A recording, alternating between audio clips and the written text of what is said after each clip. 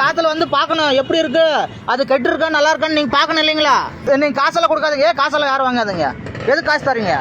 நீங்க என்ன பண்ணணும், காலையில பொருள் கெட்டு இருக்கா நல்லா இருக்கான்னு நீங்க பார்த்து தான் நீங்க கொடுக்கணும் கஸ்டமருக்கு.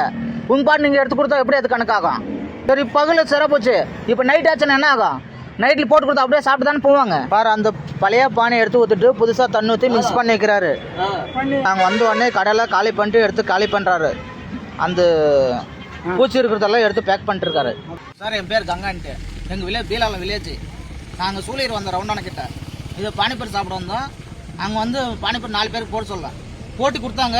ஃபுல்லாக புழு இருந்துச்சு. அதில் புழு இருக்கு ஏன்னு கேட்டால் சரி விடுங்க ஆய்ந்தாச்சு ஏதோ தெரியாமல் போட்டான்னு சொல்கிறாங்க. அவங்க கேட்டால் எல்லாம் ஸ்கூல் பசங்களாம் சாப்பிட்றாங்க. அங்கே ஸ்கூல் பசங்களாம் எப்படி சாப்பிட்டாங்க சொல்லுங்க. இப்போ கேட்டால் என்ன சொல்கிறாங்க, ஒரே பதில் தெரியாமல் ஆய்ந்தாச்சுன்னு சொல்கிறாங்க. இப்போ நைட் டைம் வந்தால் என்ன ஆகும்? ஏதோ பகலன்றனால நாங்கள் பார்த்து கண்டுபிடிச்சி கேட்டால் அப்படியே கடையை பந்து பண்ணிட்டு அப்படியே போயிட்டாங்க. இது நடவடிக்கை எடுத்தாகணும். இதை கவர்மெண்ட் நடவடிக்கை எடுக்கணும்.